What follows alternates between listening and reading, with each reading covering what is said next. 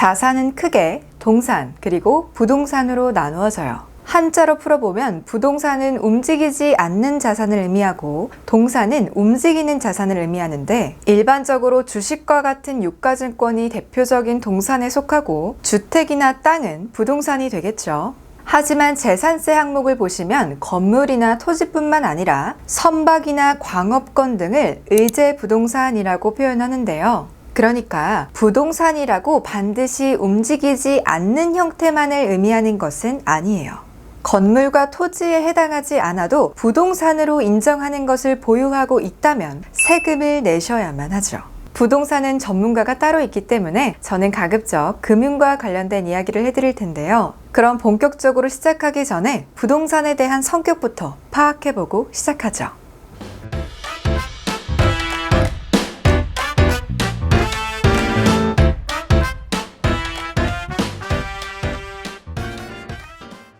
부동산은 일반적인 투자 자산과는 다른 조금 특별한 성격이 있는데요. 가장 중요한 것은 지역적 특색이 무척 강하다는 거예요.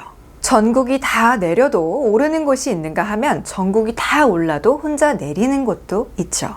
그러니까 전체 시세의 움직임도 중요하지만 개별 시세를 좌우하는 재료도 굉장히 중요하다는 말이죠.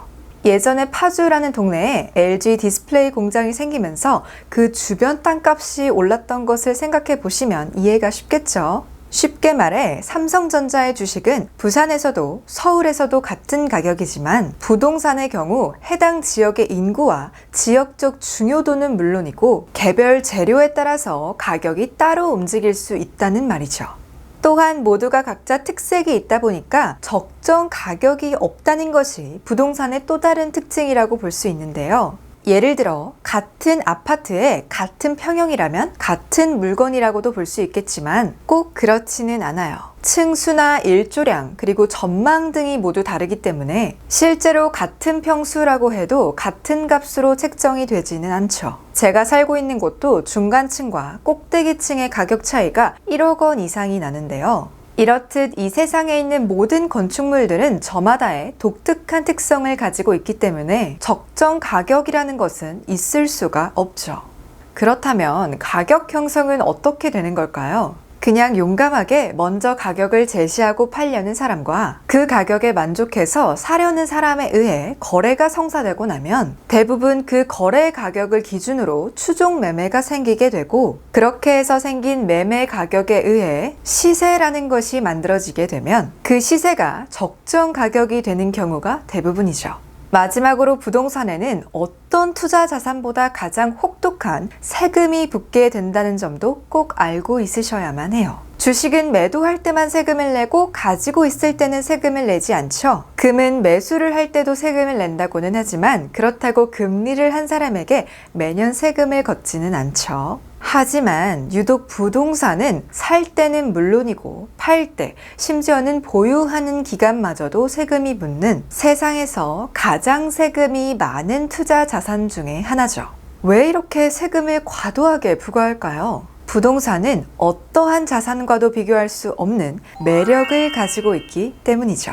일단 실물 자산이기 때문에 물가가 오르면 따라 오르는 경향이 있어요. 전에도 말씀드렸지만 물가는 지속적으로 오를 수밖에 없는데요. 그러니 부동산은 특별한 기교 없이도 물가 상승을 방어하는 데 무척 효율적이기도 하지만 영원히 썩지도 않고 누군가 슬쩍 들고 갈 우려도 없죠.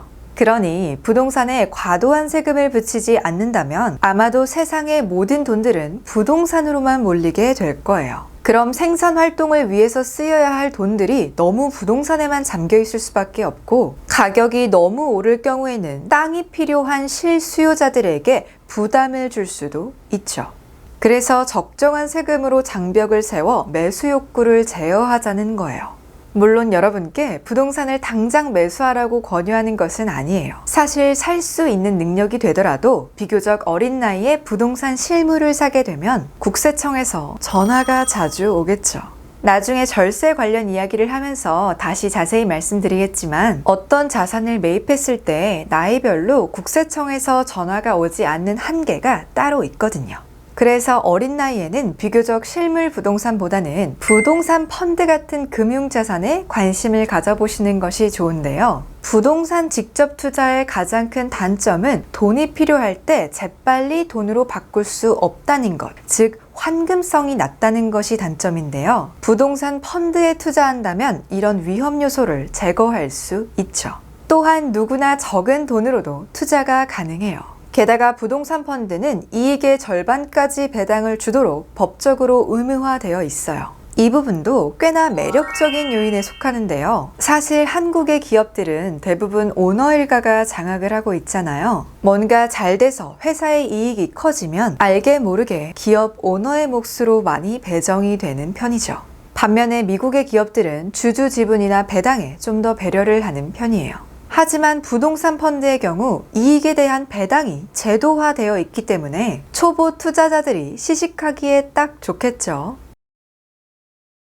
진짜 마지막으로 부동산은 다른 자산에 비해서 안정적인데요. 쉽게 말해 주식은 폭락해서 박살이 나거나 아예 휴지가 되어버리는 경우가 종종 있는데 부동산 펀드는 적어도 휴지가 되는 경우는 찾아보기 힘들어요. 이유는 말 그대로 부동산이라고 하는 실물이 존재하기 때문이죠. 물론 아주 드물게 일본처럼 부동산 버블이 생겨 폭락하는 경우도 있지만 그것도 사실 부동산 때문이라기보다는 잘못된 금융 시스템이 원인이었어요. 잔뜩 부풀려진 자산이 담보 가치의 하락으로 인해 강제로 매각되는 과정에서 어쩔 수 없이 하락한 것이죠. 실제로 지난 2008년 부동산 위기로 인해 경기가 침체되었을 때에도 미국의 부동산은 고점 대비 33% 정도가 하락했지만 직전 고점을 다시 넘어서는 데까지 그리 오랜 시간이 걸리지 않았으니까요. 33%의 폭락은 부동산 시장에서는 평생에 한두 번 겪을까 말까 한 드문 일이지만 주식 시장에서는 단 하루만 해도 30%가 박살나는 일은 흔하게 일어나는 편이죠.